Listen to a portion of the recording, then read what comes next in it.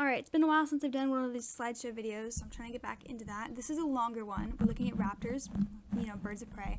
We're looking at 13 of them in Ohio. So the three major groups of diurnal raptors include falcons, the osprey, which is in its own group, and true hawks. So diurnal just means that they're active primarily during the day, as opposed to crepuscular, active during dawn or dusk, or nocturnal, which is obviously, I'm sure we all know, at night. Vultures were previously classified as hawks, but are now in their own group. Okay, they're all in class Aves because they're all birds, but we're looking at two different orders here. Falcons are in their own order in their own family, so these go hand in hand, Falconiformes and Falconidae. The other order, Aciptriformes, includes most diurnal birds of prey, excluding, again, the falcons. And that order includes Pandionidae, osprey in their own family, and Aciptridae, which is hawks, eagles, kites, vultures. Alright, let's look at adaptations. So they're generally light but powerful, with sharp talons, hooked beaks. They're predators, so this makes sense. You need to grip and tear at that meat, and you need to be powerful enough to kill your prey. With sexual dimorphism in birds of prey, typically you're looking at relatively similar coloring for them, if not identical, and larger females. This is definitely true for raptors. There's going to be larger females. Their wing shapes are not all the same, and they generally reflect their hunting habits. Their eyes is an adaptation that really stands out. So humans are known to be, really good with vision, but raptors can actually see 2 to 3 times further than a human can. So I wanted to compare kind of these little drawings here so you can see the differences. This is almost shaped like a light bulb, but a human eye is shaped much more spherical. So they do have forward-facing overlapping fields of vision, which essentially is a telescope effect that makes them good at judging distances. They have flat eye lenses, spaced far from the retina, that allows them to see far distances. They have curved corneas, much more curved than ours. You can see it really protrudes. And large pupils, both of these allow them to let in lots of light. And in the retina, there are tightly packed color receptor cones that allow for detail. Alright, first bird we're looking at, osprey. Again, that was in its own family, its own order. Sorry, not its own order, just its own family. It's widely distributed, but pretty limited in North America.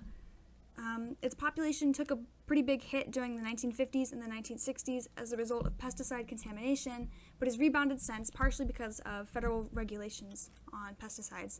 There's a lot of birds that were really affected by this pesticide contamination. Another one we're going to look at is the bald eagle. It's pretty famous for that particular issue. Alright, this bird does travel as far as southern South America to overwinter. When we say overwinter, that just means that's where these migratory birds spend their winter. And a vast majority of these raptors do migrate, and if they don't migrate, it's typically kind of more of an individual thing, because in general the species migrate, but they all kind of have their own preferred habits. Alright, so the osprey, they're pretty distinct, pretty large. They have black wing patches here, white belly, dark patch behind their eye. Something that I think makes them stand out would be they have this like mullet almost. And I don't know, their faces, they just really stand out from other birds. They do have these kind of long, thin wings as well. Alright, here's a picture of one hunting, and I just want to point out another pretty distinct characteristics, and that would be the spiny projections on their feet. You can see the little spikiness here. It helps them to grip onto fish. I mean, these huge curved talons you'd think would already be great for that, but these spiny projections just seal the deal, and this fish is not getting away. They fly 30 to 100 feet above the water and dive all the way down there to grab the fish. So again, you're seeing that eyesight, pretty incredible. They're typically only seen near lakes and large rivers. Their lifestyle habits reflect their dietary habits. They build large nests near the water, often on artificial platforms that they use year after year. So you can see here's a platform. As part of the efforts to, help them establish population organizations have built artificial platforms just for the ospreys. You might see them if you go by a river, you do a river cruise or whatever. You might see some of these platforms, and you might see some of these humongous nests. Alright, they tend to use these year after year. Okay, yeah, the female is fed by the male from when they begin their bond until she lays eggs. So he's simping a little bit, I'll give him that. He also lets her get, out of the nest sometimes, and he will sit on the eggs about 30% of the time and bring back food for the female and babies when he's not. I'd want to be a female osprey. That's a pretty good deal. Okay, next we're looking at falcons. Like I said before, that's order Falconiformes, family Falconidae, and all of the falcons are also in genus Falco. So they're built for speed because they eat other birds. This picture here, this was taken in, I think, London. They have a invasive parakeet population because of released pet birds. And this one, there's a video somewhere out there where he just snatched one right out of the air. So that's pretty cool. So you can see their characteristics that make them, built for speed. They're very aerodynamic. You can see that by their bullet-like heads, short necks. They also have dark eyes, powerful shoulders, long pointed wings, and relatively long tails. So one more thing that makes them stand out is that they do not build their own nests. They use abandoned ones, or sometimes they build directly on tree hollows or on rock ledges. Okay, first of the two, we're looking at the American Kestrel, Falcos Barbarius. It was formerly known as the sparrowhawk, which you can kind of see from its name. Okay, so they have black bands below and behind their eye, makes them stand out. They have these nice peachy colored tummies, very soft looking. And they do have kind of on their backs, they have like some rust color and then a nice blue-gray on their sides. Okay, they're not much bigger than a blue jay. They're 9 to 11 inches long with a 21-inch wingspan. They fly with rapid wing baits and short glides and can hover in midair above the ground. That's a flying technique that makes them, pretty distinct. They stand out pretty well. It helps them hunt. They can stop suddenly and just kind of hover there until they're ready to grab their prey. So they eat small mammals, reptiles, amphibians, and other birds, and they hunt in grasslands, pastures, open fields, along railways, and ditches. So you can see from that they prefer pretty open territory when they hunt. They thrive throughout Ohio because of their flexible nesting habits. So they do use nest boxes. As you can see here, these cute little juveniles, they're in a nest box. They have one requirement, and that's that it's 12 or more feet off the ground. But that makes them really flexible as far as habitats, because they'll just go wherever you put a nesting box. They're Ohio's only cavity nesting hawk. None of the other hawks will sit in a nesting box like this. Partially because of that, it makes them Ohio's second most abundant hawk, just because of how non-picky they are where they nest. Many of them stay in-state, but some of them migrate south for the winter. All right, the other one is the Peregrine Falcon. It has a dark mustache stripe, they call it, and it's got a light body with fine bands and dark spots. So when I compare these two, we'll look at the tails. The Kestrel has this, it's got some black bands, but the Peregrine Falcon, it's more stripes than anything. They're a lot thinner here.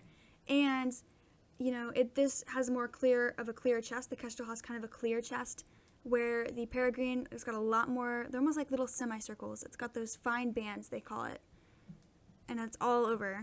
Just want to do it back and forth real quick one more time, just so you can look at that. All right. So their name origin, Falco peregrinus, that comes from the Latin word peregrinus. It's the same word that the word pilgrim comes from. Both of them wander, and you can see that in the fact that peregrine is the greatest worldwide bird range. So it's all over the world. So peregrine falcons are well known for being involved in the sport of falconry for over 4,000 years. So I guess if you're born 4,000 years ago, you don't have television, you're kind of bored, play with birds. Why not? Okay. Their diet consists of shorebirds, waterfowls, and passerines, which is perching songbirds. So their diet, pretty much exclusively birds. They climb high above flying birds and plunge down at them at 100 to 200 miles an hour. Didn't include a video here. I'm not going to play that. You can play that if you want to look at the slideshow by yourself. So mating pairs, as you can see in this group, in this picture, this is a mated pair. They hunt cooperatively because the double teaming technique confuses prey. If you're a little bird flying along and you get attacked by this hawk coming down from the sky, this falcon, you're going to be stunned, you're going to be surprised, you're going to be paying all of your attention to getting away from it, and then you get completely blindsided by its mate. As you can see, this is just a strip at this point. He really got it handed to him. Okay, so the female usually dives first and takes larger prey. As usual, the female's larger, so that makes sense. After the little eggs are laid, though, the male does most of the hunting. So Ohio's first recorded nesting pair was found in Toledo in 1987. That doesn't mean it was the first pair of peregrines in the state. That just means that was the first that was recorded. Their eastern population had fallen a lot, and so when they came back in 1987, everyone was excited. The ODNR Division of Wildlife started a reintroduction program in an effort to bring them back, and it has since been effective. So migrating peregrines can be spotted along Lake Erie. Many of them nest in Ohio's major cities. You'll see a lot more there. There's little babies. See, they don't build nests here. He just put it right on the rocks. It doesn't look very comfortable to me, but I'm not a bird, so I wouldn't know. North American peregrines overwinter locally or migrate south to Central America, the West Indies. Some even go as far as Tierra del Fuego, That phrase means, I think it means end of the world, because it's at the very tip point of the bottom of South America. Alright, now we're looking at true hawks, by far the biggest group. You know, Osprey was just one. We only saw 2 falcons. So true hawks, family Aciptridae, here's just a collage of them. They include vultures, acipters, boetos, etc. You know, if you want to go on and look at the slideshow, all the blue is a link, so you can look in specific groups easier. Okay.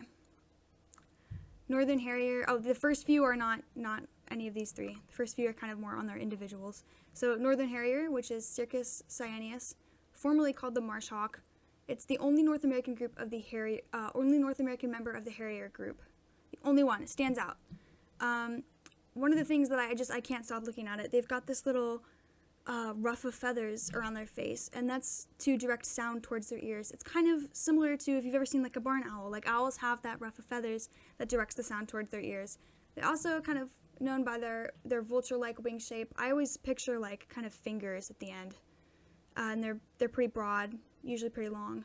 They also have like a long tail as well. Their wings, that V shape they're holding this in, that's again, people consider that a vulture characteristic.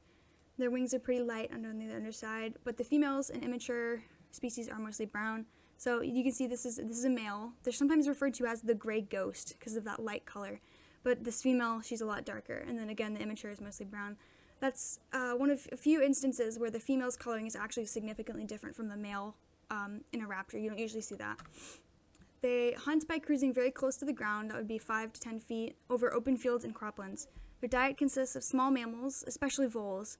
They also eat birds, snakes, frogs, and insects, and for insects, that's mostly grasshoppers. And they will eat carrion, so they do eat dead things.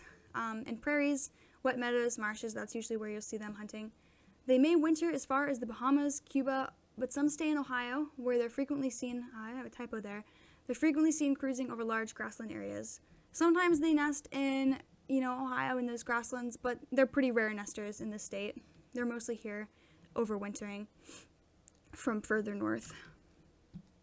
Okay, the bald eagle. Hyliatus leucocephalus. Hyliatus leucocephalus. That's a mouthful. Probably our most famous bird. I mean, I was doing a scavenger hunt with some children, and one of them found it and looked like, oh, there's a bird. And I said, what bird is that? And they said, oh, I don't know, but it's famous. They're right, it's definitely famous. But despite that noble appearance, they're actually very similar to vultures. You can see again, like the fingerless shape, broad, long wings. Their diet's kind of similar too, because they'll eat roadkill sometimes. They've been seen eating roadkill. They also are known to steal prey from crows and osprey, so they're not the most noble bird, despite that kind of reputation that they have. Again, the white head, white tail, that makes them stand out. This is an immature one over here. They don't have that bald head for their whole life. They only get that when they're an adult. They're like brown, speckly with white, a little messy looking almost, and they can take up to 5 years to fully mature. So they're not always bald. They go bald kind of late in their life, just like people. They eat fish, waterfowl, muskrats, squirrels, groundhogs, etc. Not very picky. Again, very, very broad diet. They're native only to North America. That's probably why they're our country's bird. Makes them stand out a lot. They're the second biggest bird of prey worldwide, with a 7+ foot wingspan. That's massive. They form long-term bonds with their mates. This is a mated pair, I think. That would be the female because it's bigger. But they can replace lost mates quickly. If one dies, they're not going to sit around and cry and wait for them. They're just going to replace them. Also kind of like humans. Only 4 recorded nesting pairs in Ohio in 1979 and then again in 75. So their numbers really took a hit. And again, that was just like the osprey, which you'll see, like, these are both aquatic, kind of, they fish. So I don't know if that has much to do with it, but the steady increase was due to federal pesticide restrictions, wetland habitat protection, and reintroduction by the ODNR Division of Wildlife. So the ODNR really has done a lot for birds. You'll see that name. We've seen it a couple times, I think, already. So their population's done great with the pesticide restrictions, the wetland habitat production, all that. And now we have 707 pairs recorded in Ohio as of 2020. Oh yeah, the packet's a little outdated with that number. So I looked for that on their official website, which I would recommend checking out if you have the time. Okay, now we're looking at vultures. Since we've looked at, the harrier and the bald eagle, which are similar to vultures, we're going to look at actual vultures now. So sometimes they're called buzzards, so you might hear people say turkey buzzard. They're known for eating carrion.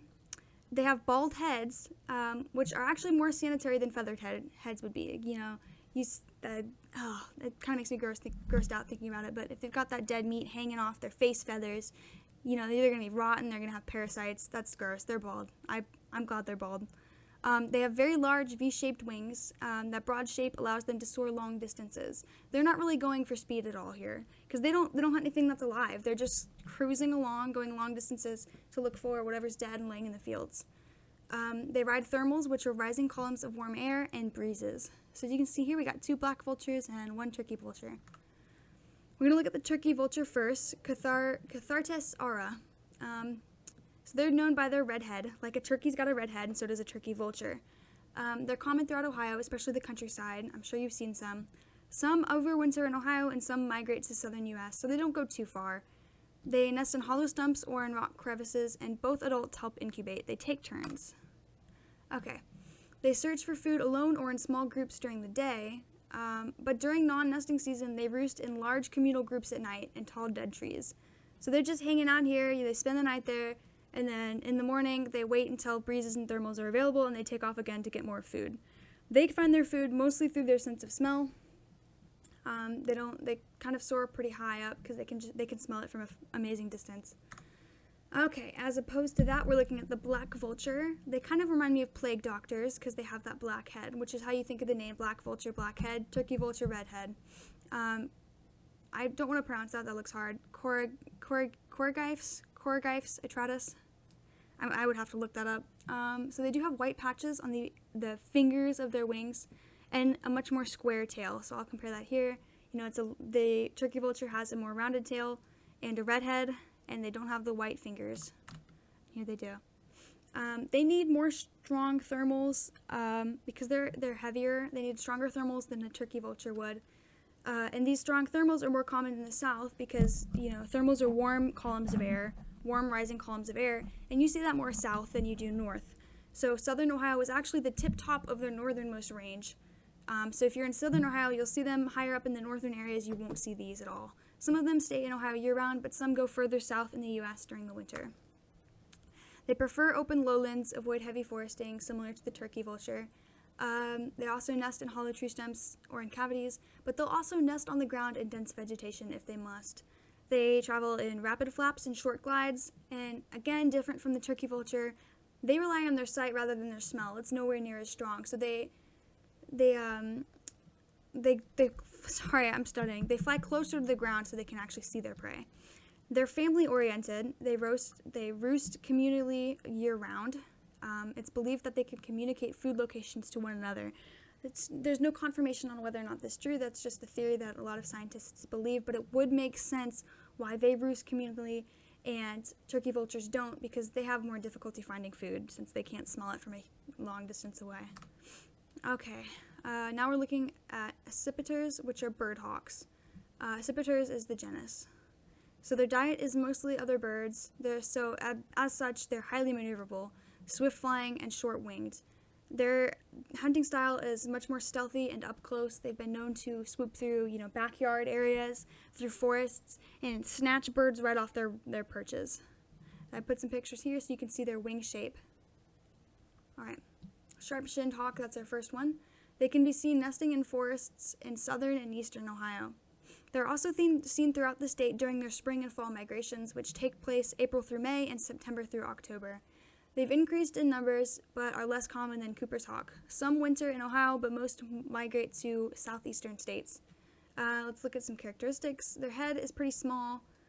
They have a fine rust-colored barring on their chest, quick, snappy wing beats, and a square or notched tail. It's very, very long tail. You can see here again the long tail, the barring here. Got that red chest, red eyes. The barring, all that. Okay, they're amazing flyers. They can maneuver quickly through dense forests and snatch up other birds. I think I said that earlier. They're known to just snatch them right off their perch before they have any clue what's happening. So they're pretty small, you can see, compared to a man's hand. He looks terrified, poor thing. They're 10 to 14 inches long with a 21-inch wingspan. Again, not much larger than a blue jay. They build stick nests near the trunks of trees or use abandoned squirrel and crow nests. They'll often nest in dense conifers. The male brings the female and the chicks the food during nesting, and the young still rely on parents 3 to 4 weeks after learning to fly. So even as they can fly, they are still not very good at hunting. It's a skill that they really practice. So, they keep getting fed by the parents for 3 to 4 weeks. And you see here, he's not much bigger than a blue jay, so his prey looks pretty darn big compared to him. All right, Cooper's hawk. Precipitator cooperi, slightly larger than the sharp-shinned hawk. So these are 14 to 21 inches long with a 27 to 36 inch wingspan. And they do return north slightly sooner in the year. See, they've got a bigger head. Here, I'll show these again. Small head, square notch tail, and then this one, kind of more of a rounded tail. They also have, wait, is this the same picture? No, it's not. These are different birds. I'm sorry. I freaked out a little bit. Okay. Where was I? Okay. They have a serious population decline in the late 1940s. Again, there's that pesticide contamination problem. They disappeared from most of Ohio by the 1970s, but now they're commonly found here, and they're a common winter resident. They're actually famous for raiding backyard feeding stations. Like I said earlier, these birds, highly maneuverable, can get in and out of a backyard pretty easily. There's some pretty cool videos of it online. Their diet is mostly, that would be 80% birds, but it includes small mammals, reptiles, and amphibians. They prefer hunting and nesting in dense vegetation forests. The females are known for defending the nests fiercely. They've even been known to attack humans, so I wouldn't want to mess with mama. They often nest in pine plantations. So again, there's that dense conifer that they like, just like the other hawk, was sharp-shinned hawk. They like nesting in dense conifers. So at pine farms, they will often be seen there. All right, different group of birds, Bouteos. This is your typical image of a hawk. Buteos comes from the Latin word for hawk. They soar high in the sky. So, it's your typical picture of a hawk. So they have powerful builds, large size, broad wings, wide and round tails. Put some pictures of them up from a guidebook so you can see. Got those powerful builds, broad wings. You can just imagine them up there in the sky, their silhouette soaring. Red-tailed hawk. You've heard this. You've heard the red-shouldered hawk because they're super common around here. Boteo Legopus. This one is the most common hawk in Ohio in the East U.S. If you see a hawk and you can't remember if it's a red tail, you can't tell if it's a red-tailed or red-shouldered, just assume it's a red-tailed because they're more common. So they've got this rust red tail, but from beneath you can't really see it. You can sometimes, but I would not bet on it because not all of them actually have super bright red tails. The juveniles often lack the red tail, but they do have the streaky underbelly. It's all these different colors. You can see it in the pictures here. That does make them stand out. But again, this is kind of a harder thing to tell apart from like red-shouldered. They're pretty similar. You would actually want to look at the chest, mostly. I think I've got a picture here. Yeah, this is full red, just all red, with heavy barring. But then you look back at the red-tailed hawk, and it's a lot of different colors, kind of streaky. And then they eventually get to have a white breast and throat, but since this is a young one, it doesn't have that yet. It's got some streaking here instead. So sometimes they're year-round residents, but some migrate to South U.S. or are winter migrants coming down from further north. They perch on sites, whether that's trees or fence posts, as their lookout points. They're very adaptable as far as location, especially for hunting, but they're most common in agricultural areas with scattered woodlots, wooded fence rows, and isolated tall trees. So as you can see here, all three of these, they're kind of on their perches looking out over everything. Great eyesight. They typically nest in the crotch of a large tree with a good view of the land.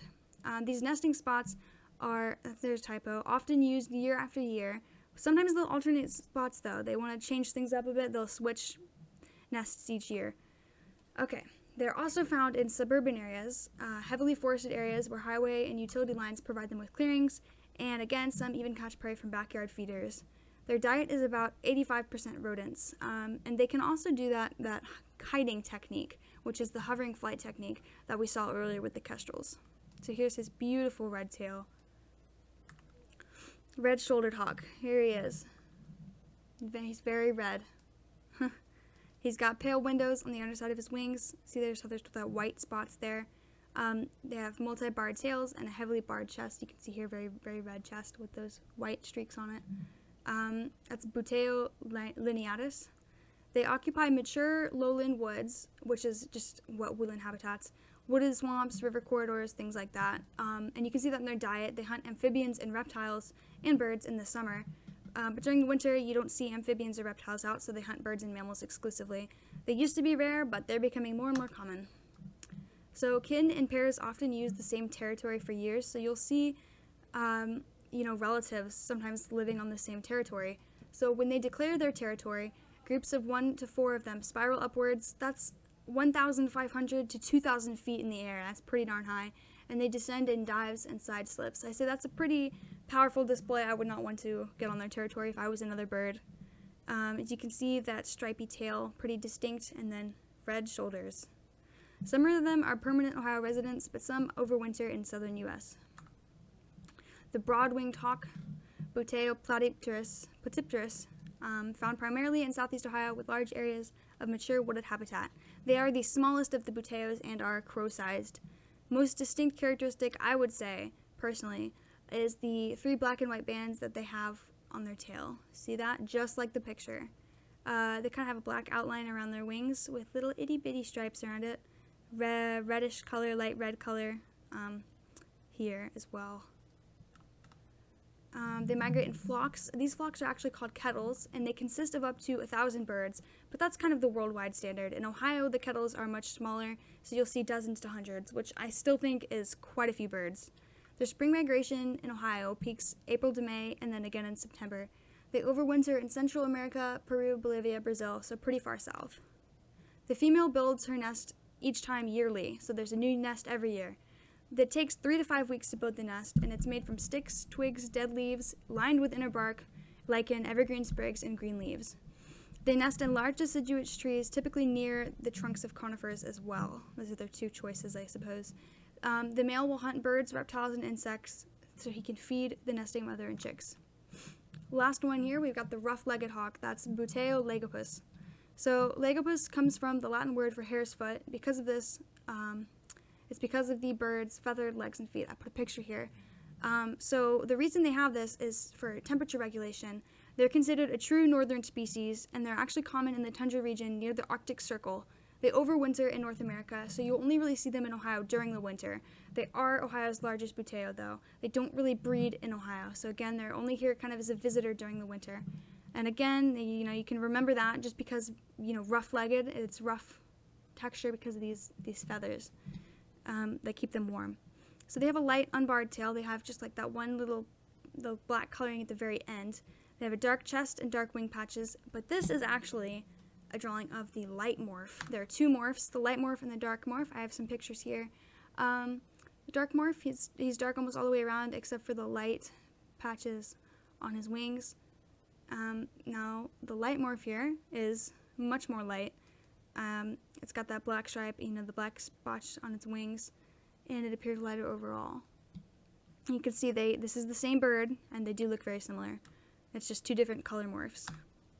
They often hunt at dusk and are spotted in winter, frequently hovering over farm fields, reclaimed surface mines, and marshes. They hunt mice and small mammals.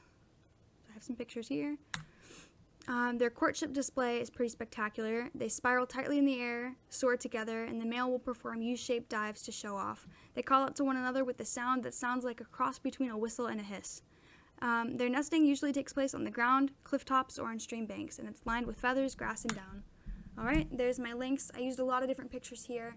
I'd say the most useful was probably allaboutbirds.org. That'll give you identification tips, information about how they live, and a huge photo library for any of the birds that you're looking for.